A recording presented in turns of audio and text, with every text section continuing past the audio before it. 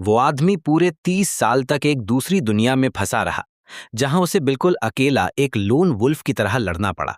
और आखिरकार उसने मॉन्स्टर्स के टीम को हरा दिया। उसका नाम है च्या होल कांग। दशकों तक लगातार लड़ने के बाद वो फाइनली अर्थ पर वापस आया।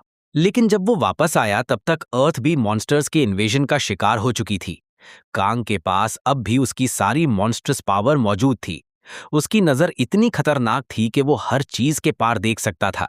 और अब उसकी प्रेफरेंस भी बदल चुकी है। वो सबसे पावरफुल मॉन्स्टर्स का शिकार करता है ताकि उन्हें पकड़कर खा सके, क्योंकि कांग के लिए मॉन्स्टर्स दुश्मन नहीं है, वो बस इंग्रेडिएंट्स है। रोइंड सिटी के बीच अचानक एक इमरजेंसी अलर्ट जोर से बजने लगता है। रेडियो रिपोर्ट करता है कि रैंक 4 मॉन्स्टर्स अटैक कर रहे हैं और एक हंटर को सीन पर भेजा गया है।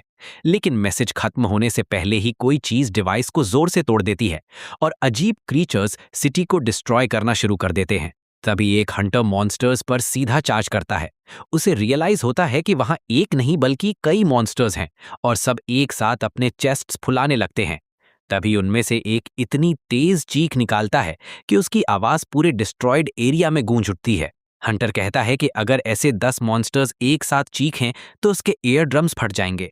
तभी वो अपनी पर्पल एनर्जी रिलीज करता है, जो जबरदस्त फोर्स के साथ आसमान की तरफ शूट करती है। ये एनर्जी एक विप जैसी शेप ले लेती है, जो सीधा एक क्रीचर की तरफ निशाना बनाती है। सीरियस एक्सप्रेशन के साथ वो सोचता है क्या मॉन्स्टर खुद को पहले ही मरा हुआ मान रहा है। अचानक आसमान में एक बहुत ब्राइट लाइट चमकती है, जिससे सब लोग ऊपर देखने लगते हैं। और फिर प्योर एनर्जी की एक बीम सीधा नीचे गिरती है और मॉन्स्टर्स को हेड ऑन हिट करती है। लेकिन ये देखकर हंटर खुद हैरान रह जाता है। उसे समझ ही नहीं आता ये क्या था। तब एक वुमन आती है और कैप्टन की तारीफ करती है कि उसने एक ही ब्लो में सब खत्म कर दिया। लेकिन वो बताता है कि ये उसने नहीं किया, क्योंकि उसके पास ब्लेड क्वीन जैसी एरिया अटैक एबिलिटी नहीं है। इसके बाद दोनों दूर देखते रहते हैं, समझने की कोशिश करते हुए कि अभी हुआ क्या। फिर वो पूछता है क्या कोई और हंटर यूनिट भेजी गई थी, लेकिन वुमन कहती है नहीं। हंटर को ये बहुत स्ट्रेंज लगता है, क्योंकि कोरिया में वो किसी को नहीं जानता जिसके पास इतनी पावर हो। तब वुमन नोटिस करती है कि मैना स्टोन्स वहीं छोड़ दिए गए हैं, जो सबसे वैल्यूएबल पार्ट होते हैं। हंटर सोचता है कि इतना क्लीन कट सिर्फ कोई हंटर ही कर सकता है, और वो सोचने लगता है कि उस आदमी का गोल क्या था। कैप्टन फिर उसे कहता है कि मैना स्टोन्स कलेक्ट करे और क्लीन अप क्रू को साइट पर बुलाए। लेकिन जब वो डिस्ट्रक्शन ऑब्जर्व कर रहा होता है, तब उसकी नजर पास की एक जगह पर पड़ती है। वो एक रेस्टोरेंट देखता है, जिसका साइन बहुत सिंपल है और उस पर लिखा है एयरी। मुस्कुराते हुए वो कहता है अगर उस आदमी का एम मिस हो जाता तो मॉन्स्टर्स की बॉडीज इस जगह को क्रश कर देती। वो एक सांस भरता है और कहता है कि वो जा रहा है, क्योंकि इस सब के बाद उसे एक ड्रिंक चाहिए। उसी वक्त हमारा प्रोटैगनिस्ट एक बिल्डिंग की बैल्कनी पर नजर आता है, हल्का सा स्माइल करते हुए। वो आराम से चल रहा होता है और खाना खत्म करने के बाद नैपकिन से अपना मुंह साफ करता है। फिर सीढ़ियां उतरता है और उसी रेस्टोरेंट में एंटर करता है जिसे हंटर में देखा था। किचन के अंदर वो एक बटन प्रेस करता है, जिससे उसकी स्पेशल मशीन्स में से एक ऑन हो जाती है। फिर कुक एक फ्राइंग पैन उठाता है और उसे स्टोव पर गर्म होने के लिए रख देता है। क्रिस्टल व्यूअर का यूज करके वो उस बड़े मीट के पीस को एनालाइज करता है जो उसने अभी हासिल किया है। फिर वो मीट को काउंटर पर फेंक देता है, अपना काम शुरू करने के लिए। पीठ सिमाए वो सोचता है कि इसे कुक करने का बेस्ट तरीका क्या होगा। वो सोचता है शायद उसने जरूरत से ज्यादा वेल्टो मीट ले लिया है। सोचते हुए वो कंक्लूड करता है कि शायद कुछ हिस्सा जर्की बना देना चाहिए। लेकिन तभी दरवाजे पर नॉक होता है और कोई मिस्टर चाओ होल कांग को बुलाता है। दरवाजे पर एक आदमी खड़ा है जो अपना इंट्रोडक्शन देता है कि वो नेशनल हंटर एसोसिएशन से है। एजेंट बताता है कि एरिया पर मॉन्स्टर्स ने अटैक किया था, लेकिन अब सिचुएशन कंट्रोल में है। वो एक्सप्लेन करता है कि वो रूटीन चेक कर रहे हैं और हमारा प्रोटैगनिस्ट बात समझ जाता है। स्माइल के साथ वो कहता है कि अच्छा है, यहाँ कम लोग रहते हैं इसलिए डैमेज भी मिनिमल हुआ है। लेकिन अचानक एजेंट हवा में एक अलग स्मेल महसूस करता है और हैरानी से देखने लगता है।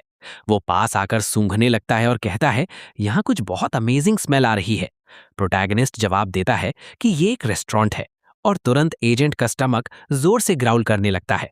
एजेंट पूछता है क्या उसे ब्रेकफास्ट मिल सकता है, क्योंकि उसने सुबह से कुछ नहीं खाया। बेल की आवाज के साथ वो रेस्टोरेंट में एंटर करता है, क्यूरियोसिटी के साथ इधर उधर देखते हुए। वो इम्प्रेस होकर कहता है कि ये जगह तो बिल्कुल किसी पुराने टीवी शो से निकली हुई है। फिर वो मेन्यू मांगता है, लेकिन प्रोटैगनिस्ट बताता है कि वो दिन के इंग्रेडिएंट से कुक करता है। एजेंट समझ जाता है कि ये डिश ऑफ द डे जैसा कॉन्सेप्ट है और कुक कंफर्म करता है कि कुछ ऐसा ही है। स्माइल के साथ प्रोटैगनिस्ट रिवील करता है कि आज की स्पेशल डिश स्टेक है। ये नाम सुनते ही एजेंट शॉक हो जाता है। उसे यकीन ही नहीं होता। वो तुरंत डिड्यूस कर लेता है कि ये मीट उन 10 मॉन्स्टर्स से आया है जिन्हें स्पेयर मेज ने पहले डिफीट किया था। कुक कंफर्म करता है और कहता है कि हंटर की वजह से उसे फ्रेश कट्स मिल गए। एक्साइटेड एजेंट जल्दी जल्दी पैसे निकालने लगता है, ये सोचकर कि क्या वो इस डिश को अफोर्ड कर पाएगा। सीन शेफ पर फोकस करता है जो एग्जॉटिक मीट के थिक स्लाइसेस काटना शुरू करता है। फिर वो एक्सपर्टीज के साथ स्टेक्स को सीजन करने लगता है कुक करने की प्रिपरेशन में। तब एक फ्लैशबैक स्टार्ट होता है जो बताता है कि 30 साल पहले क्या हुआ था। पता चलता है कि वो एक दिन उठा और खुद को बिल्कुल अलग दुनिया में समन हुआ पाया। उस दुनिया में ड्रैगन्स और मॉन्स्टर्स भरे हुए थे और उसे सरवाइव करने के लिए बहुत हार्ड फाइट करनी पड़ी। फ्लैशबैक में वो एक जायंट ड्रैगन का सामना करता है और मुश्किल से उसके पावरफुल अटैक से बचता है। धीरे धीरे वो इतना स्ट्रांग हो गया कि उसने आखिरकार टेरिफाइंग डीमन किंग को डिफीट कर दिया और किस्मत के अजीब ट्विस्ट से उसे अर्थ पर वापस आने का रास्ता मिल गया। लेकिन जब वो वापस आया तो उसने देखा कि सोल अब वो जगह नहीं रही जिसे वो याद करता था। उसने 30 साल मॉन्स्टर्स से लड़ते हुए बिताए हैं, इसलिए उसे हर मॉन्स्टर की वीकनेस पता है। कुक करते वक्त वो सोचता है क्या उसे अब भी इन सब में इन्वॉल्व होना चाहिए। आखिरकार यहाँ के लोग अपना सिस्टम बना चुके हैं खुद को प्रोटेक्ट करने के लिए। यही वो नई दुनिया है जहां वो अब रहता है। इसलिए वो डिसाइड करता है कि वो अपने फूड पर फोकस करेगा। डिश ऑलमोस्ट रेडी हो जाती है और वो स्पैटुला पकड़कर अनाउंस करता है कि ये तैयार है। और इस तरह मैग्निफिसेंट वेल्टो स्टेक सर्व किया जाता है जो बहुत जूसी लग रहा है। एजेंट इसे देखकर गल्प करता है क्योंकि उसने कभी ऐसा डिश एक्सपेक्ट नहीं किया था। वो फोक से मीट का एक पीस उठाता है और बाइट लेने के लिए रेडी होता है। जैसे ही वो पहला बाइट लेता है उसकी आंखें खुल जाती हैं। वो चिल्लाता है कि मीट उसके मुंह में मेल्ट हो रहा है और उसका पूरा बॉडी रिलैक्स हो गया है। लेकिन अचानक वो चेयर से खड़ा हो जाता है और कहता है ये सोचने का टाइम नहीं है। वो डिसाइड करता है कि प्राइस भूल जाए क्योंकि आज वो खुद को ट्रीट देने का हक डिजर्व करता है। प्लेट साफ होने के बाद वो एक और वेल्टो स्टेक मांगता है जिससे शेफ सोच में पड़ जाता है। दूसरी प्लेट भी क्लीन करने के बाद वो डीप ब्रेथ लेता है और बिल मांगता है। कुक कहता है कि दिन का पहला कस्टमर फ्री खाता है, लेकिन एजेंट इंसिस्ट करता है। वो कहता है कि वो खुद को रिचार्ज्ड महसूस कर रहा है और क्योंकि वो वापस आने का प्लान करता है इसलिए वो पे करना चाहता है। ये सुनकर प्रोटैगनिस्ट हल्का सा स्माइल करता है जैसे वो अग्री करता है। फिर वो प्राइस बताता है, 10 सिल्वर्स। एजेंट पैसे टेबल पर रख देता है और मील के लिए थैंक्स करता है। एजेंट जाने के लिए मुड़ता है लेकिन फिर रुककर वापस मुड़ता है। वो ओनर को वार्न करता है कि ऑर्डिनरी लोगों के लिए टाइम टफ है। इसके साथ वो अपना बिजनेस कार्ड देता है और कहता है बाहर अब भी डेंजरस है। कार्ड पर नाम लिखा है जे वू चॉय, एसोसिएशन पेट्रोल यूनिट से। प्रोटैगनिस्ट सोच में पड़ जाता है और रिपीट करता है कि ऑर्डिनरी लोगों के लिए ये सच में मुश्किल एरा है। एजेंट को जाते हुए देखकर वो सोचता है कि वो आदमी बुरा नहीं है और उम्मीद करता है कि वो अच्छा जीवन जिएगा। किचन में वापस जाकर वो अपने लिए बनाई डिश का एक पीस काटता है। टेस्ट करते ही वो कंफर्म करता है कि फ्लेवर एक्सपेक्टेड के मुताबिक बहुत अच्छा है। लेट नाइट एक आउल विंडो पर आकर बैठता है और स्ट्रीट की साइलेंस तोड़ देता है। हमारा प्रोटैगनिस्ट स्ट्रेच करता है ये सोचते हुए कि आज भी काम का एक क्वाइट दिन था। फिर उसे वेल्टो एग याद आता है और वो सोचता है कि इससे क्या कुक किया जा सकता है। लेकिन अचानक रेस्टोरेंट का डोर जोर से किक करके खोल दिया जाता है। रेड हेयर्ड आदमी एंट्रेंस पर खड़ा होता है और कहता है कि उसने फाइनली उसे ढूंढ लिया। चाओहुल कंफ्यूज होकर मुड़ता है। फ्यूरियस लुक के साथ इंट्रूडर अनाउंस करता है कि वो अपनी चीज वापस लेने आया है। सीधा उसकी तरफ उंगली दिखाते हुए वो कहता है कि उसे पता था वो एग के साथ उसे यहीं मिलेगा। चाओहुल रियलाइज करता है कि उसका डिटेक्टर आई इस इंट्रूडर पर भी काम नहीं कर रहा। वो सीधा पूछ लेता है क्या वो आदमी ड्रैगन है, और ये सवाल सुनकर रेड हेड आदमी शॉक हो जाता है।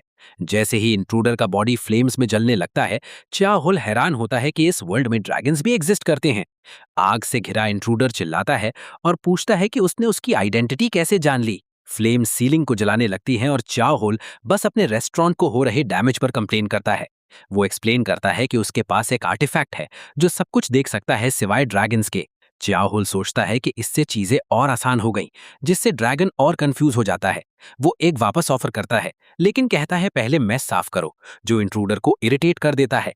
तभी ड्रैगन एक ब्लू नाइफ नोटिस करता है और पूछता है क्या ये ड्रैगन स्केल है। कटिंग बोर्ड की स्मेल भी उसका अटेंशन खींच लेती है। वो पहचान लेता है कि वो ड्रैगन बोन है। पूरे गुस्से में वो चिल्लाता है कि इस इंसान ने मेरी जाति को किचन यूटेंसिल्स की तरह यूज किया। फिर वो फुल फोर्स से अटैक करता है, एक एनर्जी स्फीयर लॉन्च करते हुए चिल्लाता है कि इंसान मर जाए। चाओहुल बस थोड़ा बोर्ड सा लगता है, जैसे उसके लिए ये कोई बड़ी बात नहीं है। अटैक इतना पावरफुल होता है कि वो उसे सीधा पीछे उड़ा देता है और वो कंप्लेन करता है कि अब ड्रैगन के लिए ये सारा मैस साफ करना और मुश्किल हो जाएगा। लेकिन वो फिर खड़ा हो जाता है एक पावरफुल ऑरा रिलीज करते हुए और ड्रैगन्स की नेचर के बारे में बात करता है। उसके हाथों में अचानक एक फ्राइंग पैन मटेरियलाइज हो जाता है, बिल्कुल कॉम्बैट के लिए रेडी। सिर्फ एक स्विंग में वो ड्रैगन का अटैक साइड में उड़ा देता है। इंट्रूडर पूरी तरह स्टन रह जाता है, उसे यकीन ही नहीं होता कि एक ह्यूमन ने अभी इतनी पावर दिखाई है। आंखों में ग्लो के साथ वो आगे बढ़ता है, कहते हुए कि ड्रैगन सिर्फ एक ही तरीके से सीखते हैं, और फ्राइंग पैन से अटैक करते हुए वो कहता है हार्ड वे। सीन इंट्रूडर को कंफ्यूज छोड़ देता है क्योंकि उसे लगता है ये वर्ड्स उसने पहले भी कहीं सुने हैं। फ्लैशबैक में प्रोटैगनिस्ट ड्रैगन के फादर से आर्टिफैक्ट्स डिमांड कर रहा था। ग्रेट ड्रैगन इंसल्टेड महसूस करता है, उसे ह्यूमन की इतनी हिम्मत पर यकीन नहीं होता, लेकिन उसका बेटा उसे वॉर्न करने की कोशिश करता है, कहता है कि ये वही ड्रेडेड वॉरियर है, मिरोल यूनिस, जो उसने 30 साल पहले देखा था। उससे वो समझ गया था कि उसके फादर को फिर से बुरी पिटाई होने वाली है। फ्लैशबैक से बाहर आते ही हमारा हीरो रियलाइज करता है कि इंट्रूडर बस एक किड है। फिर वो कहता है कि उसका लड़के से कोई पर्सनल इशू नहीं है, जो रेड हेड को स्टार्टल कर देता है। वो ऑलरेडी बैठ चुका होता है और इंट्रूडर को बुलाता है कि आओ और बात करो, तुमने जो मेस बनाया है उसके बारे में। प्रोटैगनिस्ट उससे कहता है सब साफ करो, फिर एग ले जाओ और हमेशा के लिए निकल जाओ। साथ ही वो वॉर्न करता है कि उसे ड्रैगन्स पसंद नहीं है और उनकी नेक्स्ट कॉन्वर्सेशन ज़्यादा वायलेंट हो सकती है। लड़का फिर फ्लोर साफ करना शुरू करता है, हाथों से कपड़ा निचोड़ते हुए। वो एक्सप्लेन करता है कि वो एस्पियन कॉन्टिनेंट से आया है, एक डायमेंशनल रिफ्ट में खिंचकर। कुक समझ जाता है और लड़का पूछता है कि अब वो भी एस्पियन से है। वो रिवील करता है कि दूसरी दुनिया में उसका नाम मिरो लिकास था और यहाँ वो चाहोलो कांग है। ये सुनते ही ड्रैगन और तेज फ्लोर स्क्रब करने लगता है। अब उसे पूरा यकीन हो चुका है कि ये वही आदमी है जिसने उसके फादर को डरा दिया था। फ्लोर चमकता देख प्रोटैगनिस्ट उससे कहता है अपनी चीजें उठाओ और फाइनली निकल जाओ। लेकिन लड़का खड़ा होकर पूछता है कि उसने कभी उसके फादर के रिलीक्स वापस क्यों नहीं किए। कुक उस ऑरा को पहचान लेता है, रेक्स ड्रैगन ऑफ फ्लेम्स को याद करते हुए।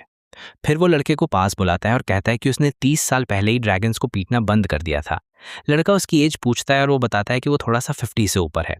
फिर प्रोटैगनिस्ट कहता है कि वो उससे भी बड़ा है क्योंकि वो लगभग 60 का होने वाला है, जो ड्रैगन को शॉक कर देता है।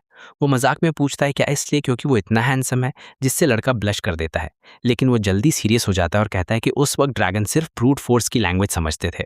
हमारा प्रोटैगनिस्ट हंसने लगता है, उसे ये फनी लगता है कि एक ड्रैगन इतना सबमिसिव बिहेव कर रहा है। फिर वो एक्सप्लेन करता है कि उसने कभी कोई ड्रैगन नहीं मारा और उसकी यूटेंसिल्स गिफ्ट्स थे, और रेलिक्स की बात करें तो वो डेमन किंग के साथ फाइट में टूट गए थे। उसे लगता है ये कॉन्वर्सेशन लंबी चलेगी, इसलिए वो लड़के को रिलैक्स होने के लिए ड्रिंक ऑफर करता है। लेकिन ड्रैगन गुस्से में चिल्लाता है कि वो कैसे सोच सकता है कि वो एक ह्यूमन के साथ ड्रिंक करेगा। और इतनी चिल्ला चिल्ली के बाद ड्रैगन सीधा टेबल पर मुंह के बल गिरकर बेहोश हो जाता है। लफ्जों को घसीटते हुए वो कहता है कि ह्यूमन को ऑनर फील करना चाहिए उसके साथ ड्रिंक करके। प्रोटैगनिस्ट पूछता है कि एग उसका है, लेकिन ड्रैगन चिल्लाता है कि वो उसकी छोटी सिस्टर है। वो एक्सप्लेन करता है कि जब उनके पेरेंट्स बाहर थे तब उनके नेस्ट में एक रिफ्ट खुल गया था। हमारा हीरो पूछता है वो यहाँ कितने टाइम से है। वो कहता है लगभग आधा साल। कुक नोट करता है कि लगभग वही टाइम है जब वो अर्थ पर वापस आया था, जिससे ड्रैगन कंफ्यूज हो जाता है। वो एक्सप्लेन करता है कि उसे वहाँ कुछ चीजें सेटल करने में टाइम लगा, फिर वो यहाँ आया। फिर लड़का पूछता है कि वो एक रैंडम रेस्टोरेंट में क्यों छुपा हुआ है। वो इंसिस्ट करता है कि इतनी पावर वाला मॉन्स्टर आसानी से इस दुनिया को डोमिनेट कर सकता है, लेकिन ड्रैगन टेबल पर हाथ मारकर चिल्लाता है कि ह्यूमंस ग्रीडी होते हैं और सिर्फ पावर चाहते हैं।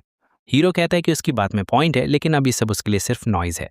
फिर वो लड़के से कहता है कि वो ह्यूमंस पे ट्रस्ट नहीं करता और उसे अपनी फैमिली का ख्याल रखना चाहिए। गूफी स्माइल के साथ ड्रैगन एग को हक करके पूछता है क्या उसकी सिस्टर अडोरेबल नहीं है, लेकिन अचानक वो बैलेंस लूज कर देता है और चाहोलो हैरान हो जाता है उसे लगभग गिरते देख। वो बस एक ठंडी सांस लेता है, पूरे हंगामे के बाद काफी थका हुआ लगता है।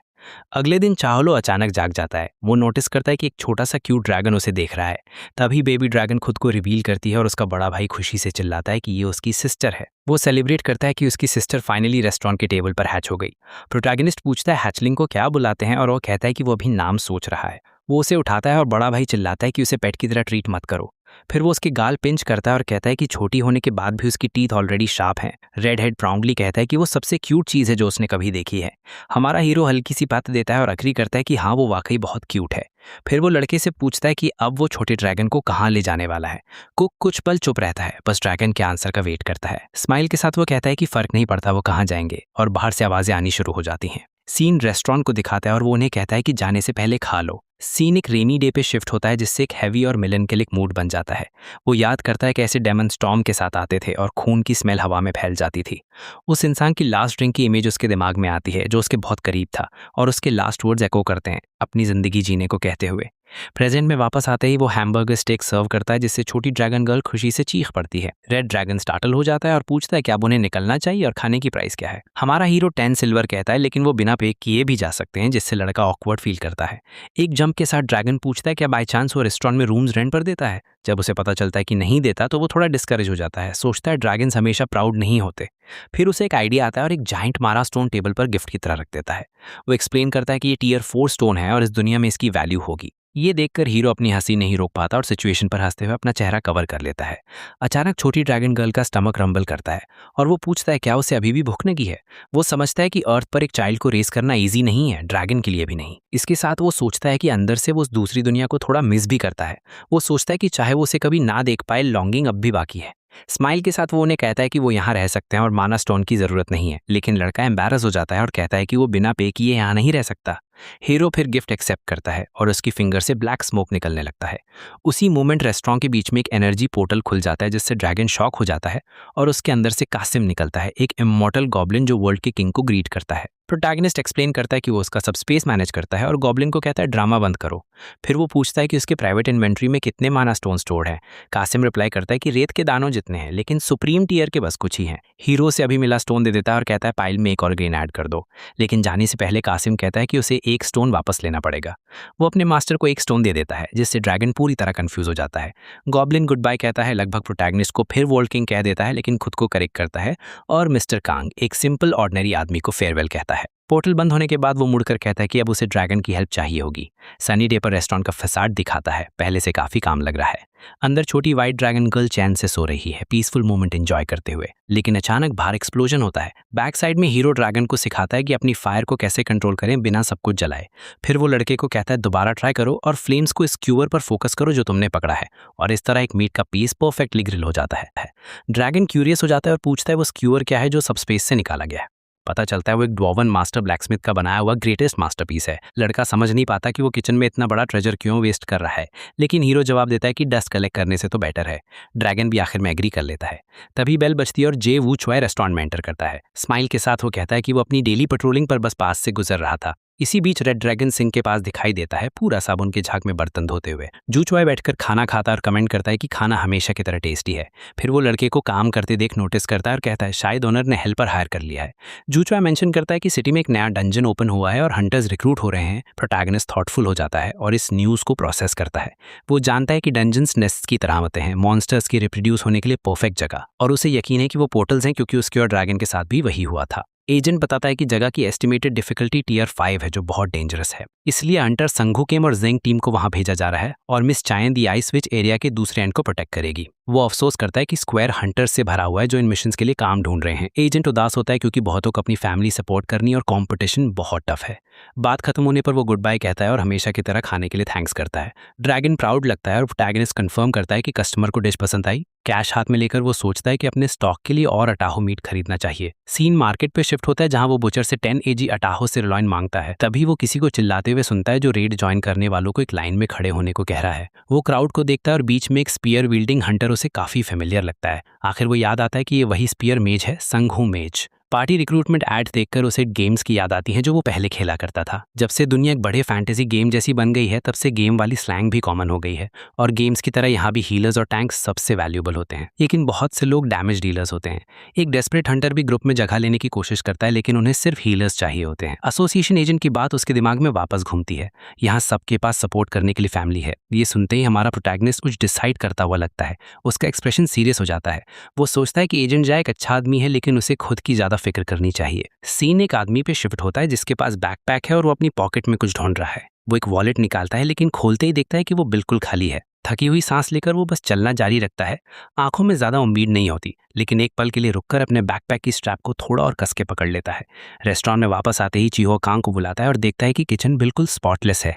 अचानक डोर की बेल बजती है और वो मुड़कर देखने लगता है कि कौन आया है। वही आदमी होता है जो स्ट्रीट पर मिला था। थकी हुई आवाज में पूछता है क्या जगह अभी भी ओपन है। हमारा हीरो उसे एक गिलास पानी सर्व करता है और वो आदमी थके हुए टोन में उसका शुक्रिया अदा करता है। वो पूछता है क्या रेस्टोरेंट में इंस्टेंट रामेन मिलता है, और ओनर कहता है हाँ, बस एक मोमेंट चाहिए। कुक एक पैकेट उठाता है और सोचता है कि 30 साल बाद भी इंस्टेंट रामेन इतना पॉपुलर है। ये सुनकर आदमी पूछता है एक बोल की प्राइस क्या है, और ओनर कहता है 2 सिल्वर। ये सुनते ही वो बड़ी सी स्माइल करता है, प्राइस पर हैरान होता है और तुरंत 5 बोल्स ऑर्डर कर देता है। ओनर को डाउट होता है कि क्या वो इतना खा पाएगा, लेकिन कस्टमर गारंटी देता है कि वो खा लेगा। ये सब थोड़ा स्ट्रेंज लगने पर हीरो अपनी स्किल डिटेक्टर आई एक्टिवेट करता है। उसे पता चलता है कि ये आदमी एक फूड गॉड है, बिल्कुल उस क्लास जैसी जो उसके एक पुराने दोस्त के पास हुआ करती थी। ये एबिलिटी यूजर को फूड की क्वालिटी और क्वांटिटी के हिसाब से स्ट्रांग बनाती है। समझाया जाता है कि हाई रैंक मॉन्स्टर्स खाने से उन्हें बहुत स्ट्रेंथ मिलती है और वो बफ हो जाते हैं, लेकिन जब तक वो ऐसा नहीं कर पाते तब तक उन्हें ज्यादा रिजल्ट नहीं मिलता और उन्हें एंडलेस हंगर के साथ जीना पड़ता है। आदमी का स्टमक जोर से रंबल करता है, जो कंफर्म करता है कि वो अभी स्किल के इनिशियल स्टेज में है। हमारा हीरो समझ जाता है कि ये आदमी कभी इस लेवल से आगे बढ़कर टॉप तक नहीं पहुंच पाया, इसलिए वो एक जायंट बोल इंस्टेंट रामेन सर्व करता है जिसके ऊपर ताहो मीट के कई पीसेस रखे होते हैं। कस्टमर बिल्कुल स्पीचलेस रह जाता है और ओनर कहता है कि मीट फ्री है। वो सोचता है कि अच्छे लोगों को अक्सर ज्यादा मुश्किलें झेलनी पड़ती हैं और ऐसे टाइम में सबसे पहले वही सफर करते हैं, इसलिए वो उससे कहता है कि ताहो मीट उसे एक अच्छा बूस्ट देगा क्योंकि ये ऑन द हाउस है। आदमी आंखों में आंसू भरकर उसका शुक्रिया अदा करता है और मीट का एक बड़ा बाइट लेता है। पहले बाइट के साथ ही फ्लेवर उसके मुंह में फट पड़ता है और वो पूरी तरह एक्सटेसी में चला जाता है। वो चिल्लाता है और हैरान होता है कि कोई चीज इतनी अच्छी कैसे हो सकती है। ओनर बस उसकी रिएक्शन देखकर हंस देता है। बिना टाइम वेस्ट किए वो नूडल्स को शेर जैसी भूख के साथ खाना शुरू कर देता है और कुछ भी बाकी ना रहे इसलिए वो बोल को टिल्ट करके सारा ब्रॉथ एक ही बार में पी जाता है। प्लेट पूरी तरह क्लीन होने के बाद वो गहरी सांस लेता है और इतने इनक्रेडिबल मील के लिए थैंकफुल फील करता है। कस्टमर जोर देकर कहता है कि सब कुछ वंडरफुल था और ओनर कहता है कि उसे खुशी है कि उसे पसंद आया, लेकिन जब पे करने का टाइम आता है तो वो घबरा जाता है और उसका वॉलेट और कॉइन्स फ्लोर पर गिर जाते हैं। अपनी चीजें उठाते हुए वो हैरान होता है कि उसके वॉलेट में एक फोल्डेड टाई रखी है। वो क्रम्पल्ड पैसे ओनर को देता है, फिर से थैंक्स करता है और ओनर बिना किसी इशू के एक्सेप्ट कर लेता है। जाने से पहले आदमी हाथ हिलाकर गुड बाय कहता है और प्रॉमिस करता है कि वो फिर वापस आएगा। चायहुल नोटिस करता है कि उसके कपड़े गंदे थे लेकिन वो टाई बिल्कुल नहीं लग रही थी। वो सोचता है कि आदमी बस इस क्योटिक दुनिया में किसी तरह सर्वाइव करने की कोशिश कर रहा है और बात भूल जाता है, लेकिन कुछ ही देर बाद वो उसी आदमी से स्ट्रीट पर फिर टकरा जाता है। अचानक आदमी का आवाज सुनकर रुक जाता है और उसका चेहरा सीरियस हो जाता है। फिर वो देखता है कि सिटी के बीच एक डायमेंशनल गेट कंट्रोल से बाहर हो गया है। सिटी के बीच आसमान में एक डिस्टॉर्टेड पोर्टल खुलता है जो पूरे रीजन में डार्क एनर्जी फैला देता है। अथॉरिटीज तुरंत एक्शन लेती है, एरिया को कॉर्डन कर देती हैं और सब सिविलियंस को तुरंत इवैक्यूएट करने को चिल्लाती हैं। एक हंटर ब्लॉकेड के पास आता है और पूछता है क्या वो हेल्प कर सकता है, लेकिन गार्ड तुरंत पूछता है उसका टियर क्या है। वो जवाब देता है कि वो फूड गॉड है और गार्ड उसे डिसमिस कर देता है और वार्न करता है कि सिचुएशन बहुत डेंजरस है। तभी केओस के बीच एक लड़की अपीयर होती है जो इंजर्ड लोगों पर हीलिंग मैजिक यूज कर रही होती है। हंटर उसे पहचान लेता है और शॉक हो जाता है। उसे रियलाइज होता है कि वो मीजन है, उसकी अपनी डॉटर। डेस्परेट होकर वो प्रोटेक्टिव बैरियर गिरा देता है और उसकी तरफ भागता है, लड़की का नाम चिल्लाते हुए। वो पूछता है वो वहां क्या कर रही है और वो एक्सप्लेन करती है कि स्कूल ने सपोर्ट हंटर्स भेजे हैं। मीजन उससे फौरन कहती है कि वो चले जाएं, लेकिन वो इंसिस्ट करता है कि वो बस उसकी फिक्र कर रहा था। तब वो गुस्से में फट पड़ती है और चिल्लाती है कि वो सिर्फ खाता है और काम करता है और कभी घर पर किसी चीज के लिए नहीं होता। वो उसे धक्का देकर कहती है कि वो इवैक्यूएट करे, जिससे उसका फोन जमीन पर गिर जाता है। जैसे ही वो मुड़ती है, मीजन एसफॉल्ट पर एक अजीब चीज देखती है और पूछती है क्या ये टाई है। फिर वो अपने फादर को कंफ्यूज नजर से देखती है और कहती है उनके पास तो सूट भी नहीं है। उसी मोमेंट एक लाइट पोर्टल खुलता है और आर्मर्ड बूट जमीन पर मजबूती से कदम रखता है। उसके अंदर से सांगी और उसकी टीम निकलती है, एलीट हंटर्स जो सिचुएशन हैंडल करने आए थे। एक हंटर अनाउंस करता है कि डंजन क्लियर हो चुका है और सबको ग्रेट टीम वर्क के लिए कांग्रेचुलेट करता है। वो हीलर्स को इंजर्ड लोगों को ट्रीट करने के लिए बुलाती है और मीजन तुरंत हेल्प करने दौड़ पड़ती है। उसका फादर पीछे खड़ा रह जाता है जब टीम अपनी सक्सेसफुल मिशन सेलिब्रेट करती है। सीन चेंज होता है और क्लासेस के बारे में बताया जाता है, यानी हंटर्स की एबिलिटीज के टाइप्स। मास्टरी के 5 लेवल्स होते हैं और यंग हंटर्स साइफर स्कूल में ट्रेन करते हैं ताकि इवॉल्व हो सके। जब कोई अपनी फर्स्ट क्लास मास्टर कर लेता है तो बहुत एफर्ट के साथ सेकंड क्लास अनलॉक करना पॉसिबल हो जाता है। जो लोग ये अचीवमेंट हासिल कर लेते हैं उन्हें हंटर्स एसोसिएशन के एलीट माना जाता है, लेकिन अगर किसी को लो लेवल क्लास अवेकन होती है तो इवॉल्व करना ऑलमोस्ट इम्पॉसिबल हो जाता है। इसलिए उनके लिए बेटर होता है कि वो अपनी लाइफ के हिसाब से कोई और जॉब ढूंढ ले। सीन वापस चायहोल पे शिफ्ट होता है, जो याद करता है कि फाइनल बैटल के दौरान उसने अपनी 6th क्लास अवेकन की थी। फिर वो किचन में थोड़ा अनॉयड हो जाता है और सोचता है शायद यही उसकी लिमिट है, क्योंकि उसे कभी 7th क्लास नहीं मिली। तभी एक रेड हेड लड़की अंदर घुसती है और उसे मेरो बुलाती है, फिर खुद को करेक्ट करके चाहुल कहती है। वो कहती है कुछ इनक्रेडिबल हुआ है, कुले ने अपनी स्किन शेड की और अभी बोल भी दिया। लड़की छोटा क्रीचर दिखाती है और उसे खान बोलने को कहती है। लेकिन छोटा क्रीचर चाहुल को घूरता है और एक्साइटेड होकर डैडी बोल देता है। चाहुल को डैडी बुलाया जाना थोड़ा ऑकवर्ड लगता है। रेड हेड लड़की सीन पर अम्यूज्ड होती है जब वो बात को नॉर्मल बनाने की कोशिश करता है और पूछता है क्या कुले नाम थोड़ा ज़्यादा कोरियन नहीं लगता, लेकिन वो जवाब देती है कि क्रीचर इसी वर्ल्ड में पैदा हुआ है। फिर वो क्रीचर से अपना नाम खान बुलवाती है और एक्साइटेड होकर सेलिब्रेट करती है। चाहुल फिर पूछता है उसने कौन सी क्लास मास्टर की है, क्योंकि ड्रैगन्स एक क्लास के साथ पैदा होते हैं, लेकिन खान कहता है उसे अभी पता नहीं। तभी डोर की बेल बजती है और लड़की जल्दी से काउंटर के पीछे छुप जाती है। डोर खुलता है और वही हंटर अंदर आता है और 5 बोल्स इंस्टेंट नूडल्स मांगता है। खान समझ नहीं पाता कि वो ऐसा क्यों कर रहा है, जबकि आदमी बिल्कुल टूटा हुआ लगता है। वो चाहुल के सामने अपनी फ्रस्ट्रेशन निकालता है और बताता है कि वो अटैक साइड गया था और वहां उसने अपनी डॉटर को देखा। हंटर अफसोस करता है कि वो उसकी हेल्प नहीं कर सका क्योंकि वो टीयर 7 है और उससे एक सिविलियन की तरह ट्रीट किया गया, लेकिन वो एक्सप्लेन करता है कि उसकी डॉटर टीयर 3 हीलर है, बहुत टैलेंटेड है और एसोसिएशन द्वारा रिकॉग्नाइज की गई है। टाई के बारे में वो रिवील करता है कि वो उसके स्कूल इवेंट के लिए सूट खरीदने गया था, लेकिन सब कुछ बहुत महंगा था। उसके पैसे से सिर्फ वो वही सिंपल टाई खरीद सकता था और इस बात ने उसे तोड़ दिया। वो सोचता है शायद वहां जाना ही बेहतर नहीं होगा क्योंकि वो उसकी स्टडीज तक अफोर्ड नहीं कर पा रहा। अपने स्टमक पर हाथ रखकर वो खुद पर हंसता है कि ऐसे वक्त में भी उसे भूख लगी है। चाहुल चुपचाप सुनता रहता है जब आदमी कहता है कि अगर वो नहीं खाएगा तो रिकंस्ट्रक्शन का काम भी नहीं मिल पाएगा। चाहुल किचन में खान के पास जाता है जो काउंटर वाले कस्टमर के लिए नूडल्स बना रहा होता है। फिर वो कैजुअली पूछता है क्या उसे पतले स्लाइसेस में काट सकता है, जिससे रेड हेड लड़का पूरी तरह डर जाता है। खान चिल्लाता और एक्यूज करता है कि चाहुल ने उसे इतने दिन मोटा किया सिर्फ बाद में खाने के लिए, लेकिन कुक कहता है ये बस मजाक था और कैजुअली उस स्किन की तरफ पॉइंट करता है जो कुले ने शेड की थी। लड़का गुस्से में आ जाता और कहता है वो उसे मोमेंटो की तरह रखने वाला था। सीन फिर एक जायंट बोल इंस्टेंट रैमन रिवील करता है जिसके ऊपर मीट के कई पीसेस होते हैं। चाहुल डिश हंटर को सर्व करता है और कहता है ये ऑन द हाउस है, जबकि बैकग्राउंड में खान पैनिक कर रहा होता है। आदमी मीट का एक पीस ट्राई करता है, अभी भी सैड एक्सप्रेशन के साथ, लेकिन तुरंत सरप्राइज हो जाता है। फिर वो खाते हुए चुपचाप रो पड़ता है और अपनी सारी फ्रस्ट्रेशन बाहर निकाल देता है। कुछ देर बाद बोल खाली हो जाता है और हंटर एक क्रम्पल्ड बिल टेबल पर छोड़ देता है। वो सिर्फ खाने के लिए नहीं बल्कि उसकी पैथेटिक लाइफ स्टोरी सुनने के लिए भी थैंक्स करता है। चाहुल बस सैटिस्फाइड स्माइल के साथ उसे जाते हुए देखता रहता है। Mission accomplished. डोर पर हंटर रुककर कहता है लाइफ हार्डशिप से भरी है, लेकिन चाहुल जवाब देता है कि जो लोग मेहनत करते हैं उन्हें कभी कभी लाइफ कुछ अच्छा भी वापस देती है। वो आखिर में कहता है कि बस जीते रहो क्योंकि वो हमेशा उसे फिर सर्व करेगा। हल्की सी स्माइल के साथ आदमी रेस्टोरेंट से निकल जाता है और प्रॉमिस करता है कि वो जरूर वापस आएगा। छुपा हुआ खान पूछता है कि कुछ भी नहीं हुआ, लेकिन चाहुल कहता है उसने खाने के साथ जो कर सकता था वो कर दिया। खान सीरियस नजर से देखते हुए पूछता है उसने उस स्ट्रेंजर की इतनी हेल्प क्यों की। चाहुल कोई जवाब नहीं देता, बस थोड़ा दूर देखने लगता है और उसका एक्सप्रेशन थोड़ा डार्क और डिस्टेंट हो जाता है। फिर वो कुले को पेट करता है और कहता है उसके अपने फादर की आंखों में भी कभी वही लोनली लुक होता था।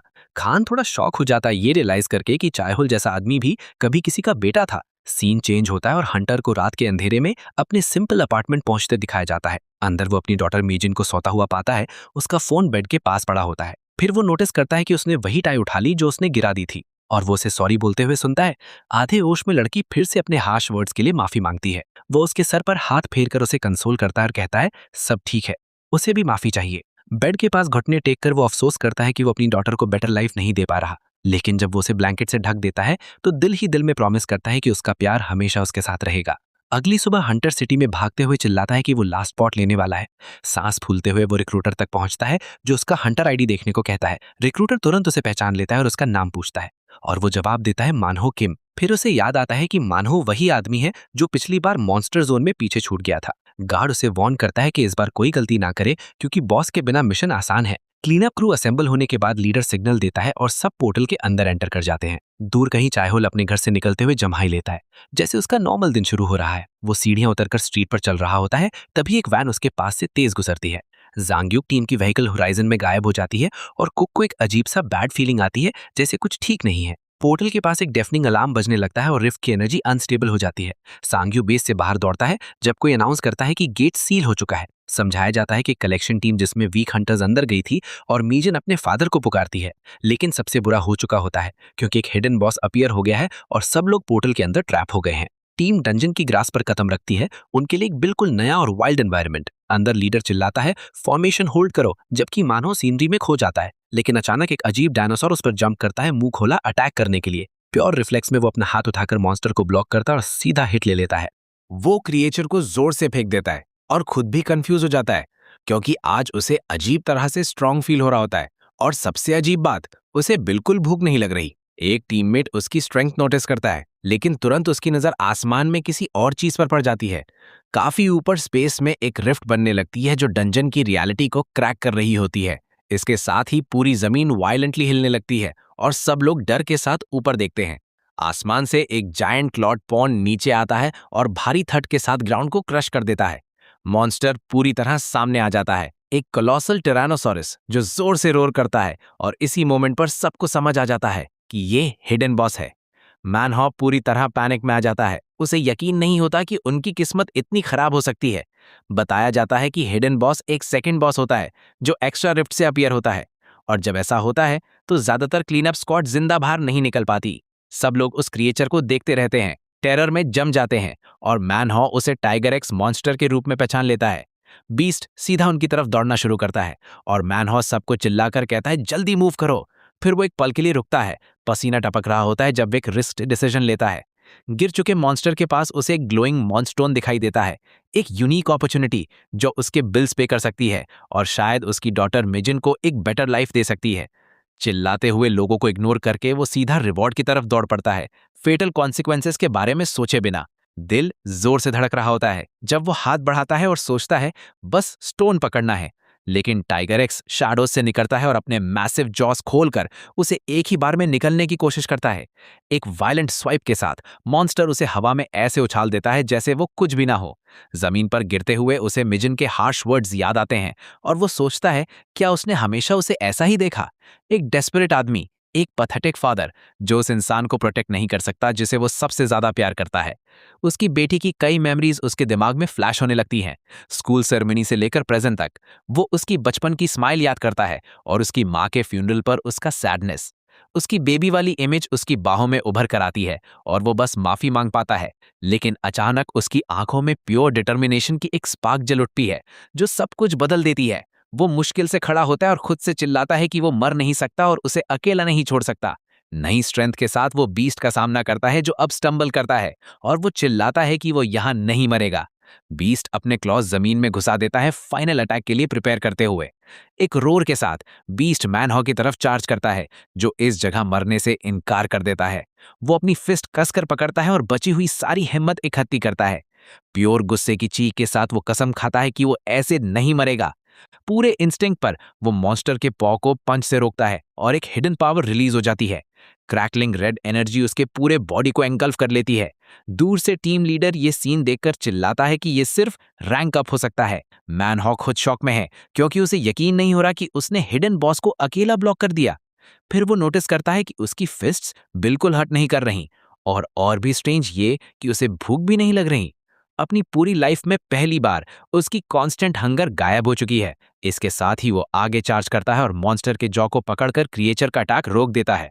अपनी नई स्ट्रेंथ से वो जायंट डायनासोर को मैच कर रहा होता है। मैनहॉ जमीन पर स्लाइड करता है और डिफाइंड लुक के साथ मॉन्स्टर को कहता है, हेटले। वो बीस्ट को चिल्लाता है कि थोड़ा रुक जा, क्योंकि असली फाइट अब शुरू होने वाली है। कहीं और एलीट टीम का वेपन टूट जाता है जो एनिमी की स्ट्रेंथ प्रूफ करता है। सैंघू बैटलफील्ड पर पहुंचता है और पूछता है, क्या सब लोग इवैक्यूएट हो गए और बॉस कहां है? एक हंटर शॉक में पॉइंट करता है और यकीन नहीं करता कि उस आदमी ने टीयर 2 टाइगर एक्स को अकेला रोक दिया। स्माइल के साथ सैंघू कंफर्म करता है और उसे कूल ओल्ड गाय कहता है। उसे ये काफी इनक्रेडिबल लगता है। मैनहॉ को मॉन्स्टर रोकते देख वो उसका पोटेंशियल पहचान लेता है और कहता है उसे उसका कॉन्टैक्ट इन्फो लेना पड़ेगा। एक स्टेटस विंडो अपीयर होती है जो रिवील करती है कि मैनहॉ की क्लास गॉड ऑफ फूड है। समझाया जाता है कि ये क्लास डैमेज रिफ्लेक्ट करती है और कॉम्बैट में एक सुपर ड्यूरेबल टैंक की तरह काम करती है।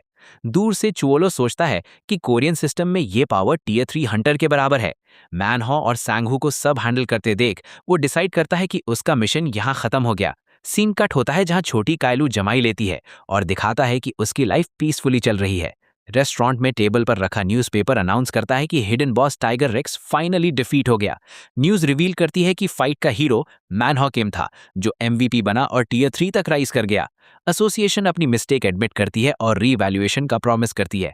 जब चुओलो कुले को उठाता है तो वो कमेंट करता है कि वो थोड़ी हैवी हो गई है और छोटी उसे डैडी बुलाती है। वो डिनाई करने की कोशिश करता है कि वो उसका फादर नहीं है, लेकिन कुले फिर भी उसे टाइटली हक कर लेती है।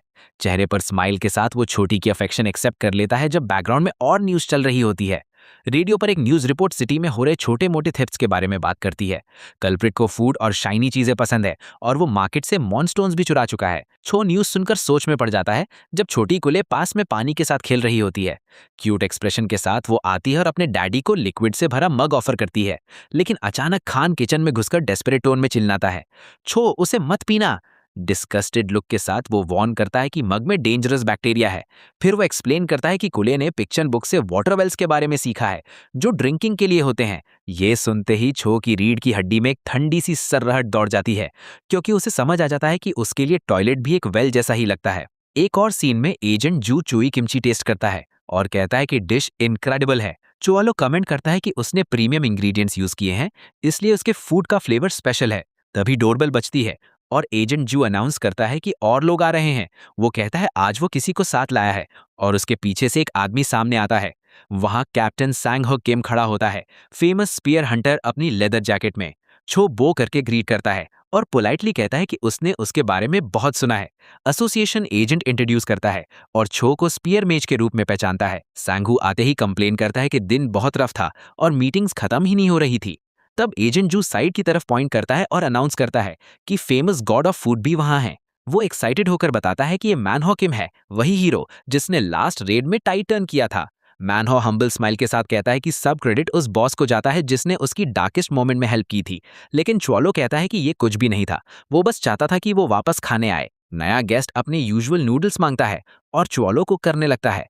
ये देखकर सैंगू को भी क्रेविंग हो जाती है और वो भी सेम डिश ऑर्डर कर देता है, जिससे कुक खुश हो जाता है। जैसे ही फूड आता है मैनहॉप बोल को एक ही बार में टिल्ट करके सारा ब्रॉथ पी जाता है। सांगू ये सीन देखकर स्पीचलेस रह जाता है और अपने कलीग की हंगर और एपेटाइट से इंप्रेस हो जाता है।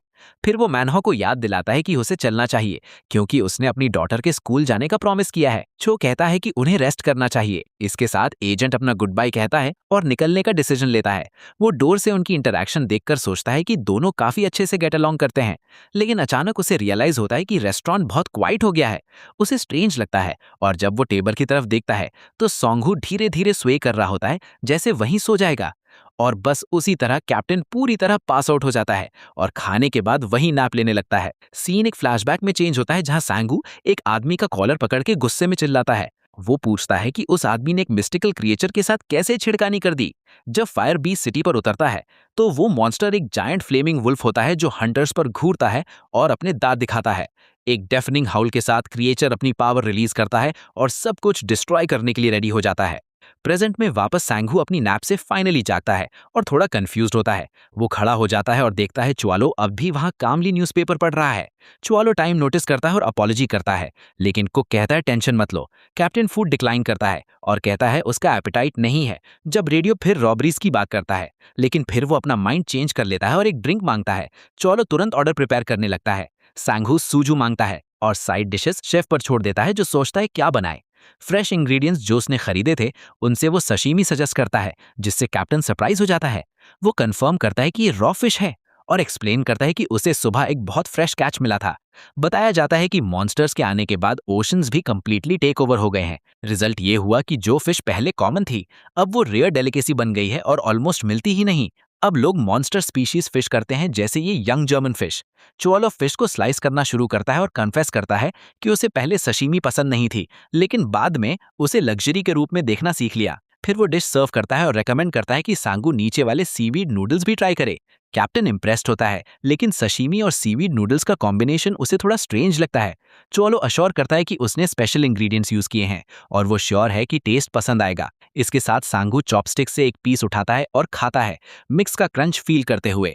एक इंस्टेंट में फ्लेवर का झटका उसके बॉडी में दौड़ जाता है और मील से वो रिफ्रेश्ड फील करता है। फिर वो एक ही बार में सूजू का ग्लास पी जाता है ताकि अगले बाइट से पहले पैलेट क्लीन हो जाए। सैटिस्फैक्शन की आवाज के साथ वो कहता है कि ये बिल्कुल परफेक्ट था। सांगू फाइनली रिलैक्स करता है और फील करता है कि उसका ग्रूलिंग वर्क वीक ऑफिशियली खत्म हो गया। वो मेंशन करता है कि उसे 2 दिन की छुट्टी मिली है, लगभग 2 साल में पहली ब्रेक। रोज मॉन्स्टर्स हंट करने वाली लाइफ ने उसे मेंटली थका दिया था और वो एज पर पहुंच गया था। क्रिएचर्स रिफ्ट से नॉन स्टॉप निकलते रहते थे और उसे एक पल की भी फुर्सत नहीं मिलती थी। अपनी स्पीयर को देखते हुए वो याद करता है कि ये अडामेंटियम से बना है, एक बहुत वैल्यूएबल मटेरियल। वो कहता है जब वो ग्रेजुएट हुआ था तो उसे लगा था कि इस वेपन के साथ वो दुनिया बचा लेगा, लेकिन रियल वर्ल्ड में उसे जल्दी समझ आ गया कि हमेशा कोई ना कोई तुमसे ज्यादा स्ट्रांग होता है। सांगू स्ट्रेच करता है और कंप्लेन करता है कि वो ऑलरेडी टायर्ड है। चोलो रिवील करता है कि वो भी कभी वहां था। वो रिफ्लेक्ट करता है कि हर इंसान की लाइफ में एक दिन आता है जब उसे रियलाइज होता है कि वो इतना स्पेशल नहीं है, और उसके हिसाब से इसका बेस्ट सोल्यूशन है एक फोर्स्ड स्माइल और थोड़ा अच्छा सूझू। चोलो सांगू को चीयर अप करने की कोशिश करता है और कहता है कि वो अब भी कोरिया के 5 गार्डियंस में से एक है, लेकिन सांगू कन्फेस करता है कि इतनी जिंदगियों का वेट अपने शोल्डर्स पर उठाना कभी कभी बहुत ज्यादा हो जाता है। बाहर बारिश देखकर चोलो पूछता है, क्या कोई स्पेसिफिक चीज हुई है जिसने उसे ऐसा फील कराया? सांगू कंफर्म करता है कि हाँ, कुछ हुआ था और उसे सब कुछ बहुत क्लियरली याद है। चोलो फिर उससे पूछता है, क्या उसने कभी एक मिथिकल क्रिएचर का नाम सुना है? अगुमी हो। सीन एक फ्लैशबैक में शिफ्ट होता है, जहां हंटर्स बारिश में दौड़ रहे होते हैं, गुस्से से भरे हुए उस इंसान पर जिसने बीस्ट को प्रोवोक किया था। एक सबॉर्डिनेट एक्सप्लेन करता है कि कल्प्रिट हंटर जेंटलमैन था, जिसे सांगू और भी ज्यादा कंफ्यूज हो जाता है। जैसे ही वो लोग प्रिपेयर करते हैं, गुमिहो आसमान की तरफ हाउल करता है और अपना पूरा गुस्सा दिखा देता है। प्रेजेंट में वापस चाओ होलो एक्सप्लेन करता है कि ये क्रीचर्स मिथिकल बीस्ट्स होते हैं, जिनका कोई डिफाइंड रैंक नहीं होता। वो कहता है ये अकेला रहना पसंद करते हैं और 30 साल में इन्होंने कभी पहले ह्यूमंस पर अटैक नहीं किया। ये मिलना मुश्किल होते हैं, लेकिन किसी ने जाकर उनमें से एक की शांति डिस्टर्ब कर दी। फ्लैशबैक में सांगू आखिर बारिश में उस आदमी को ढूंढ लेता है जिसे वो ढूंढ रहा था, वही सो कॉल्ड जेंटलमैन। बिना हेजिटेशन के वो उसका कॉलर पकड़ लेता है और चिल्लाता है, डिमांड करता है कि उसने ऐसा क्या किया जिससे ये सब हुआ। हैट पहना हुआ आदमी बस ठंडी नजर से उससे देखता रहता है, जैसे थ्रेट की उसे कोई परवाह ही ना हो। सांगू कल्प्रिट की आइडेंटिटी से शॉक हो जाता है जब उसका पार्टनर उसका नाम चिल्लाता है। गुमिहो प्योर रेज के साथ एक चीख निकालता है और उसकी रेड फ्लेम्स पूरी रात को रोशन कर देती हैं। बीस्ट फिर एक बिल्डिंग की तरफ लीप करता है और कोई चिल्लाता है, सब फॉर्मेशन में आ जाओ। सांगू अटैक टीम को लीड करता है और चिल्लाता है कि वो मॉन्स्टर पर फुल फोर्स से अटैक करेंगे। क्रीचर अपनी टेल्स में एनर्जी गैदर करता है और एक डेवास्टेटिंग अटैक प्रिपेयर करता है। एक मैसिव फायर स्फीयर बनने लगती है जो इतनी पावर से पल्स कर रही होती है कि जमीन तक कांपने लगती है। अचानक गुमिहो अटैक रिलीज करता है और पूरी सिटी पर आग की बारिश होने लगती है। बीस्ट की आंखें हिप्नोटिक लाइट से ग्लो करती हैं, जो सीधा देखने वालों को पैरालाइज कर देती हैं। रिजल्ट ये होता है कि कई हंटर्स होश खो देते हैं और अपने वेपन्स गिराकर ट्रांस में गिर जाते हैं। एक सबॉर्डिनेट चिल्लाता है, फ्लेम्स की तरफ मत देखो, और वार्न करता है कि बीस्ट का अटैक आ रहा है। फायरबॉल एक हंटर की शील्ड पर लगती है जो इम्पैक्ट से टूट जाता है। सांगू और उसका पार्टनर लास्ट सेकंड पर पीछे लीप करते हैं और ब्लास्ट से बच जाते हैं। वो वुमन अपनी शील्ड पर एक स्पेल एक्टिवेट करती है और एक ब्लूइश प्रोटेक्शन सर्कल क्रिएट करती है। इस स्पेल के साथ कई मैजिक शील्ड्स अपीयर हो जाते हैं जो गुमिहो के फायर प्रोजेक्टाइल्स ब्लॉक करते हैं। ओपनिंग देखकर कैप्टन अपना स्पीयर रेडी करता है जो अब पर्पल ऑरा से ग्लो कर रहा होता है। वो शील्ड्स को प्लेटफॉर्म्स की तरह यूज करता है और एक साथ मल्टीपल एंगल्स से मॉन्स्टर पर अटैक करता है। हंटर स्पीयर हाथ में लेकर डाइव करता है फाइनल ब्लो के लिए। फ्यूरियस शाउट के साथ वो क्रीचर को कमांड देता है कि हमेशा के लिए चुपचाप चले जाओ। स्पीयर की टिप हवा को चीरती हुई गुमिहो की नेक पर लगती है और मॉन्स्टर दर्द से रोर करता है। मॉन्स्टर की आंख में एक आंसू भर आता है। सांगू क्रीचर की गेज नोटिस करता है, लेकिन अब वापस हटने के लिए देर हो चुकी होती है और उसका स्ट्राइक सच में लग जाता है। प्रेजेंट में वापस वो रिवील करता है कि बैटल पूरी रात बिना रेस्ट के चली थी और जब उन्होंने फाइनली मॉन्स्टर को डिफीट किया तो स्क्रीम्स के बीच उसे कुछ रोते हुए सुनाई दिया। जमीन पर उसे एक छोटा फॉक्स कब मिलता है जो बारिश में सिकुड़कर रो रहा होता है। वो शॉक हो जाता है जब रियलाइज करता है कि उन्होंने एक मां को मार दिया और ये उसका न्यू बॉर्न था। रिवील होता है कि जेंटलमैन के ईगल्स ने कब का शिकार किया था और मां सिर्फ उसका रिएक्शन कर रही थी। सांगू अफसोस करता है और कहता है ये एक मिस्टेक थी, लेकिन बेस्ट स्टूडेंट्स भी मिस्टेक्स करते हैं। लेकिन वो ऐड करता है कि गार्डियंस होने के नाते उन्हें ऐसी मिस्टेक्स अफोर्ड नहीं करनी चाहिए। दुखी होकर वो रिवील करता है कि कब को भी एंड में मारना पड़ा। चियाओ होलो से कंफर्ट करता है और कहता है उनके पास कोई और चॉइस नहीं थी और इस तरह गुमिहो केस हमेशा के लिए क्लोज हो गया। थोड़ी शर्मीली स्माइल के साथ सांगू अग्री करता है और थोड़ा बेटर फील करता है। फिर वो उठकर जाने लगता है और कहता है कि उसने ज्यादा बोल दिया क्योंकि वो यहाँ कंफर्टेबल फील कर रहा था। लेकिन चियाओ होलो भी खड़ा हो जाता है और कहता है कि उस सशीमी की एक और प्लेट बना दे, लेकिन इस बार टेक अवे। वो कहता है कोई प्रॉब्लम नहीं। जैसे ही बाहर स्टारी नाइट सिटी को कवर करती है, सीन फिर पास्ट में कट होता है जहां हंटर जेंटलमैन डार्क स्ट्रीट्स में चल रहा होता है। सांगू चल रहा होता है और जेंटलमैन को याद करता है। हम देखते हैं सांगू उसे कन्फ्रंट करता है और चिल्लाता है कि उसने न्यू बॉर्न के साथ छेड़खानी करने के बारे में क्या सोचा था। वो चिल्लाता है कि अपॉलॉजी कुछ ठीक नहीं करती जब इतनी जिंदगियां रिस्क में पड़ गईं। आर्ग्यूमेंट के एंड पर कैप्टन प्योर डिफीट के एक्सप्रेशन के साथ उसे पीछे छोड़ देता है। वो डिस्ट्रक्शन के बीच धीरे धीरे चलने लगता है और उस रात का वेट अपने शोल्डर्स पर उठाए रहता है। प्रेजेंट में चियाओ होलो उस गुमीहो को याद करता है जो उसने अपने कॉन्टिनेंट पर एनकाउंटर किया था। एक्सप्लेन होता है कि उन्होंने कभी ह्यूमंस पर अटैक नहीं किया था, लेकिन फिर भी उसने उनमें से 2 को मार दिया था। दोनों बार उसे रिग्रेट हुआ, क्योंकि ऐसी मेमोरीज इंसान कभी नहीं भूल सकता। दूर कहीं सांगू रूइंड सिटी में चल रहा होता है और अपना सशीमी घर में खाने के लिए ले जा रहा होता है।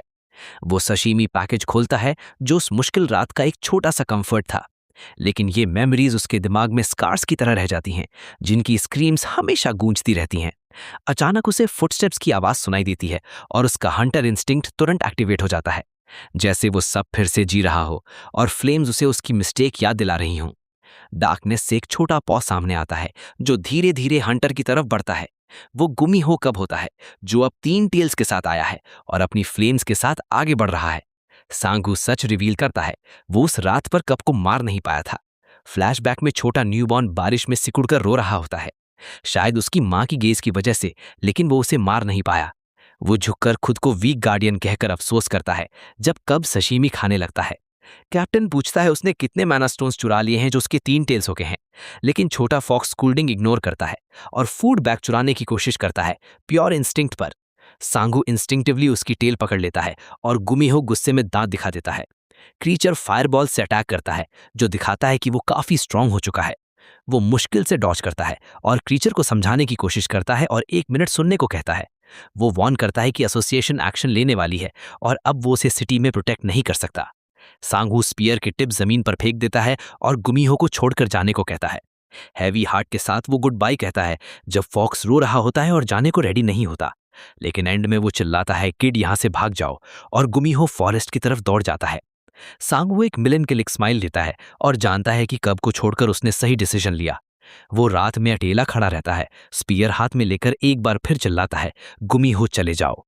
फॉक्स सिटी के रूफटॉप्स पर दौड़ता है सेफ जगह ढूंढने के लिए, लेकिन अचानक वो रुक जाता है जैसे उसे कोई फेमिलियर सेंट मिल गया हो। वो हैरान होता है जब एक विंडो से छोटी काइली उसे हाथ हिलाकर बुला रही होती है। क्यूरियस होकर वो पास आता है और देखता है छोटी ड्रैगन उससे डैडी बुला रही है। गुमीहो का फ्लफी फर ग्लो करता है और गुमीहो चाम होकर जमीन पर गिर जाता है। वो समझ जाता है कि क्योंकि वो क्यूट और हार्मलेस है, छोटी काइलियो एक फ्रेंड हो सकती हैं। दोनों बुक शेल्फ पर कूदकर खेलने लगते हैं जब चियाओ होलो रूम में एंटर करता है। कुक फाइनली रियलाइज करता है कि ये वही गुमीहो है जिसका प्रेजेंस उसने अपने घर के पास फील किया था। वो पूछता है क्या फॉक्स भूखा है, और वो तुरंत हेड नॉट करके कंफर्म करता है। स्माइल के साथ चियाओ होलो कहता है लगता है वो कहीं और खाकर आया है, सशीमी की तरफ हिंट करते हुए। तभी उसका गॉब्लिन बटलर कसीम पोर्टल से अपीयर होता है और पूछता है अब क्या चाहिए। चियाओ होलो गुमीहो की तरफ पॉइंट करता है और कहता है अपनी कलेक्शन से एक मैना स्टोन ले आओ। सर्वेंट तुरंत ओबे करता है और स्टोन अपने मास्टर चियाओ होलो कैन को दे देता है।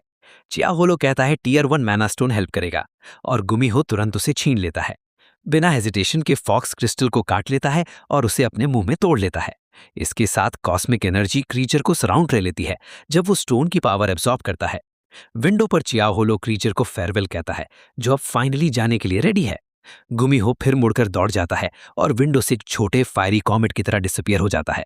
वो एक रूफटॉप पर रुककर लास्ट टाइम सिटी को देखता है जिसे वो पीछे छोड़ रहा है। गुमीहो सांगू को याद करता है और सोचता है कि सब कुछ होने के बाद भी वो हंटर एक अच्छा इंसान है, लेकिन आंखों में आंसू के साथ वो सोचता है शायद वो उसे फिर कभी नहीं देखेगा। दूर कहीं सांगू ग्रास पर लेटा होता है और सोचता है कि गुमीहो की फ्लेम वहां बहुत ज्यादा नोटिसेबल है। सैड लुक के साथ वो होप करता है क्रीचर कभी वापस उस जगह ना आए, और एक रूफटॉप से गुमीहो मून की तरफ हाउल करता है डिसअपियर होने से पहले एक final goodbye. Scene change होता है और नेशनल हंटर्स एसोसिएशन दिखाई देती है जो कंट्री में सब कुछ ओवरसी करती है। एक्सप्लेन होता है कि उन्होंने 5 टियर 2 हंटर्स को ऑफिशियल गार्डियंस अपॉइंट किए हैं। उनमें आइस विच, सांगहो किम, जेंटलमैन और ब्लेड क्वीन शामिल है, और इनके अलावा एसोसिएशन सबसे सीक्रेट मिशंस के लिए टियर 1 हंटर्स भी डिस्पैच करती है। हायरार्की के टॉप पर एसोसिएशन के प्रेसिडेंट जिनसू यू इंट्रोड्यूस होते हैं जो कंट्री के सबसे पावरफुल आदमी है। अपने ऑफिस में वो हीट की कंप्लेन करते हैं जब ब्लू हेड में चेयोन उन्हें चुपचाप देख रही होती हैं। आइस विच पूछती हैं क्या वो थोड़ा आइस चाहते हैं ठंडा होने के लिए, लेकिन वो मना कर देते हैं और कहते हैं समर ऐसा ही होता है, और तुरंत सीरियस टॉपिक पर आ जाते हैं। वो मेंशन करते हैं कि उन्होंने सुना मैंड्रोरास डिसअपियर हो गए हैं और वो तुरंत इन्फॉर्मेशन कंफर्म करती हैं। एक्सप्लेन होता है कि मैंड्रोरा एक प्लांट मॉन्स्टर है जो एक्सट्रीमली डेंजरस पॉइजन रिलीज करता है, और सबसे बुरी बात यह है कि उसकी स्क्रीम लो रैंक हंटर्स और सिविलियंस को सेकंड्स में मार सकती है। वो रिपोर्ट करती हैं कि 13 मॉन्स्टर्स बिना ट्रेस के वैनिश हो गए, जैसे चलकर कहीं चले गए हो। प्रेसिडेंट हंस पड़ता है और कहता है रूट वेजिटेबल्स के पास भागने के लिए लेग्स नहीं होते। फिर वो डिसाइड करता है किसी गैबी को इन्वेस्टिगेशन के लिए बुलाए, और जियोन नाम सुनकर शॉक हो जाती हैं। जिन्सू कंफर्म करता है कि शैडो कैट वापस आ गया है और ये मिस्टीरियस केस हैंडल करेगा। दूर कहीं छोटी काइलियू स्ट्रेच करती है और एक और पीसफुल नाइट के बाद उठती हैं। जियाओ होलो के पास वो नोटिस करती हैं कि खान वहां नहीं है, लेकिन फिर उसे पता चलता है कि उसका डैडी नाइटमेयर देख रहा है, और वो जेंटली उसे जगाने की कोशिश करती है। अपने छोटे पॉज से वो उसका फेस रब करती है और उसे बुलाती है ताकि वो बैड ड्रीम से बाहर आ जाए। लेकिन थोड़ी देर बाद छोटी का स्टमक रंबल करता है और उसके दिमाग में सिर्फ एक चीज आती है, फूड। वो बेड से उतरकर किचन की तरफ जाती है और एक चेयर तक पहुंचने की कोशिश करती है। कुछ क्लमजी जंप्स के बाद छोटी ड्रैगन फाइनली इस पर चढ़ जाती है और हंट के लिए रेडी हो जाती है। वहां से वो फ्रिज में झांकती है और एक मैंड्रोरा पाती है, एक अजीब प्लांट मॉन्स्टर। उसे नहीं पता वो क्या है और वो सोचती है क्या ये कोई ओल्ड मैन है। स्टार्टल्ड होकर मैंड्रोरा एक डेफनिंग स्क्रीम निकालता है जो पूरे घर में गूंज जाती है, लेकिन उसकी भूख उससे ज्यादा स्ट्रांग होती है और वो कोयली बिना सोचे मॉन्स्टर को काट लेती है। टेस्ट इतना हॉरिबल होता है कि वो तुरंत सब थूक देती है और मुंह बनाकर प्लांट को फेंक देती है। तभी चिया होलो और खान किचन में आ जाते हैं और कुक छोटी को डिसअप्रूविंग लुक देता है। छोटी ड्रैगन पेट भरने के बाद सीधा पास आउट हो जाती है और च्याओल्हो वॉर्न करता है कि बाद में उसे डांट पड़ने वाली है। फिर वो कोल को उठाता है और खान से पूछता है कि पिछले कुछ दिनों से वो कहाँ था। खान बताता है कि वो रिफ्ट्स पर रिसर्च कर रहा था, लेकिन वहां उसे बस वही मॉन्स्टर्स मिले जो वो एस्पैन से ऑलरेडी जानता था। च्याओल्हो थोड़ा थॉटफुल हो जाता है और मॉन्स्टर्स शब्द जैसे उसे कोई आइडिया दे देता है। वो खान को टीज करता है, जिससे खान गुस्से में चिल्लाता है कि ड्रैगन्स एक नोबल और सुपीरियर स्पीशीज हैं। फिर वो रियलाइज करता है कि रिफ्ट से ड्रैगन या उससे भी डेंजरस कुछ निकलना इम्पॉसिबल नहीं है। इसके बाद वो च्याओल्हो से कहता है कि अगर रिसर्च में कुछ भी स्ट्रेंज दिखे तो उसे बता दे। खान पूछता है क्या वो रिफ्ट्स कंट्रोल नहीं कर सकता, लेकिन च्याओल्हो कहता है कि उसे पता नहीं कैसे। खान ये भी पूछता है कि वो खुद इस दुनिया में कैसे वापस आया, लेकिन च्याओल्हो क्वेश्चन डॉज कर देता है और कहता है ये बात कभी और। वो टॉपिक चेंज कर देता है और कहता है कि उसे डिनर प्रिपेयर करने के लिए ग्रोसरी शॉपिंग करनी है। आखिर समर में एक स्पेशल और रिफ्रेशिंग मील होना चाहिए। सीन शिनशिन की आउटस्कर्ट्स पर शिफ्ट होता है, जहां एक मैजिकल बैरियर पूरी सिटी को प्रोटेक्ट करता है। वहां एक आइस विच एलियन इन्वेस्टिगेट कर रही होती है, लेकिन उसे मॉन्स्टर्स का कोई ट्रेस नहीं मिलता। फिर वो एक बिल्डिंग को देखती है और कंफर्म करती है कि ये वही जगह है जिसके बारे में उसे बताया गया था। लेकिन अचानक एक ग्रीन एनर्जी उसे हर तरफ से सराउंड कर लेती है, एक कंप्लीट सरप्राइज अटैक की तरह। मेज तुरंत आइस स्पेल प्रिपेयर करती है डिफेंड करने के लिए, लेकिन उसका आर्म इंस्टेंटली पकड़ लिया जाता है। एक क्लॉड हैंड उसके मैजिक इंटरप्ट करता है और ठंडी टच के साथ उसके फेस के पास स्लाइड करता है। तभी उसके पीछे एक वुमन अपीयर होती है जो वही ग्रीन एनर्जी ऑरा रिलीज कर रही होती है। कॉन्फिडेंस स्माइल के साथ वो कहती है, तो तुम ही शिनशन की फेमस आइस विच हो। वो अपना इंट्रोडक्शन देती है गैबी ली के रूप में, शैडो कैट, एक टियर 1 हंटर। च्याओन थोड़ा फ्लस्टर हो जाती है और अपना इंट्रोडक्शन देती है, लेकिन गैबी कहती है बस फर्स्ट नेम यूज करें। शैडो कैट मेज की तारीफ करती है और पूछती है वो कितने साल से एक्टिव है। जब वो सुनती है कि 10 साल हो गए तो च्याओन का जॉ ड्रॉप हो जाता है, क्योंकि उसे ये इम्पॉसिबल लगता है। वो यकीन नहीं कर पाती कि वो सील्ड बैरियर क्रॉस करके आई बिना एक भी ट्रेस छोड़े। वो इस बात से भी शॉक होती है कि इतनी यंग लगने वाली वुमन एक्चुअली 30 साल से हंटर है। गैबी मेट से हैंडशेक करती है और फिर से अपना इंट्रोडक्शन देती है, कहती है ये उसकी यहाँ फर्स्ट विजिट है। फिर वो सिचुएशन का समरी मांगती है और च्याओन मिसिंग मैंड्रियोरास के बारे में एक्सप्लेन करती है। मेज बताती है कि बैरियर उसकी सपोर्ट टीम के एक टियर 4 हंटर ने क्रिएट किया था। गैबी गेस करती है कि जो भी कल्प्रिट है कम से कम टियर 3 हंटर होगा, तभी बैरियर क्रॉस कर पाया। इन्वेस्टिगेशन स्टार्ट करने के लिए वो पूछती है रीजन का सबसे बड़ा मर्सनरी गिल्ड कौन सा है। च्याओन जवाब देती है टेम्पल गिल्ड, और गैबी डिसाइड करती है कि वहां जाकर खाएगी। दूर कहीं सानहू को अचानक एक शिवर फील होता है, जैसे कोई उसके बारे में बात कर रहा हो। सीन रेस्टोरेंट पर कट होता है, जहां छोटी खुले खान के आर्म्स में पीसफुली सो रही होती है और बहुत अडोरेबल लग रही होती है। रेड हेडेड यंग मैन पूरी तरह उस पर फिदा हो जाता है और कहता है वो कितनी अडोरेबल है। खान तो बिल्कुल ही पिघल गया होता है और कहता है उसकी क्यूटनेस शायद उस पर गई है। वो इतना बिजी होता है छोटी को देखते हुए कि उसे पता ही नहीं चलता कि च्याओल्हो दूर से सब देख रहा है। रेड हेडेड सडनली स्टार्टल हो जाता है और पूछता है वो कब से वहां खड़ा है, और शेफ कहता है उसने सब देखा। एम्बेरेस्ड होकर खान कूल बनने की कोशिश करता है, लेकिन च्याओल्हो कहता है शर्माने की जरूरत नहीं। फिर वो किचन में जाकर एक वाटरमेलन उठाता है और यंग मैन से कहता है पॉट में पानी भर दो। खान ने कभी ये फ्रूट नहीं देखा होता और पूछता है क्या ये रेड पार्ट मीट है, लेकिन चावलो मना कर देता है। फिर रेड हेड एक चिकन उठाता है और पूछता है ये क्या है, क्योंकि ये मॉन्स्टर जैसा नहीं लगता। चावलो हंस देता है और एक्सप्लेन करता है ये चिकन है, और याद करता है कि एस्पैन में भी एग्जिस्ट करते थे। लेकिन रियल शॉक तब आता है जब खान एक मैंड्रियोरा पकड़ लेता है और यकीन नहीं कर पाता वो क्या दिख रहा है। कुक कैजुअली कहता है उसे बस रास्ते में पड़े मिल गए थे। खान वार्न करता है कि एक्सट्रीमली डेंजरस होते हैं। एक्सप्लेन होता है कि ये डार्क एनर्जी से भरे होते हैं, इसलिए इनका कूलिंग इफेक्ट होता है। इसके अलावा ये क्रंची और स्वीट होते हैं और कई डिशेस के साथ अच्छे लगते हैं। खान पूछता है स्टफिंग क्या होगी और कुक कहता है राइस, गार्लिक और मैंड्रियोगा यूज करेगा। थोड़ी देर में पॉट बॉईल होने लगता है और जल्दी वार्म चिकन सूप रेडी होने वाला होता है। लेकिन कुकिंग के बीच बेल फिर से बजती है और एक न्यू कस्टमर एम्प्टी रेस्टोरेंट पे एंटर करता है। डोर पर सान-हो, चेओन और गैबी आते हैं और शैडो कैट तुरंत फूड की स्मेल की तारीफ करती है।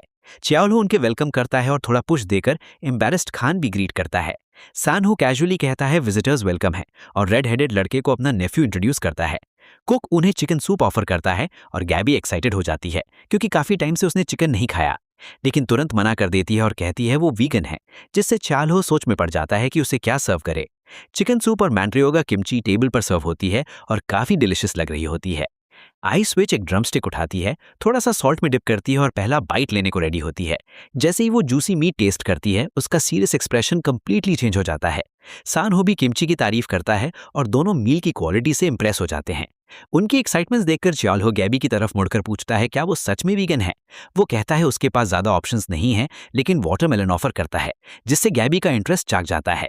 स्पार्कलिंग आइस के साथ हंटर तुरंत एक्सेप्ट करती है और फ्रूट का पीस मांगती है। एक्सप्लेन होता है कि वाटरमेलन एंजॉय करने के कई तरीके होते हैं और आज वो कुछ नया ट्राई करेगा। अपनी नाइफ से वो सारा रेड फ्लैश निकालकर कटिंग बोर्ड पर छोटे पीसेस में काटता है। फिनिश के लिए वो स्ट्रॉबेरीज और कीवीज ऐड करता है और परफेक्ट समर डेजर्ट क्रिएट करता है। फिर फ्रूट को वाटरमेलन रिन के अंदर डालकर बेस प्रिपेयर करता है। नेक्स्ट को कार्बोनेटेड सोडा डालता है ताकि मिक्सचर फिजी हो जाए। इस तरह वाटरमेलन पंच या हॉट चाय रेडी हो जाता है और काफी रिफ्रेशिंग लगता है। ये देखकर आइस विच हेल्प करने का डिसाइड करती है और अपने मैजिक से आइस क्यूब्स बना देती है। च्याओ शैडो कैट को एक्सप्लेन करता है कि लड़की वही मेज है जो सिटी प्रोटेक्ट करती है, लेकिन चैओन कंप्लेन करती है कि उसे विच निकनेम बिल्कुल पसंद नहीं जो लोगों ने दिया है। एक्सप्लेन होता है कि स्कूल में एक बैटल के दौरान जब वो गुस्से में सब फ्रीज कर बैठी थी, तब से ये नाम मिला। वो सिचुएशन पर हंस देती है, जबकि च्याओ हैरान होता है कि इतने फेमस हंटर्स उसके रेस्टोरेंट में आए हैं। फिर वो शैडो कैट को घूरकर देखने लगता है और टीयर 1 हंटर की पावरफुल प्रेजेंस एनालाइज करता है।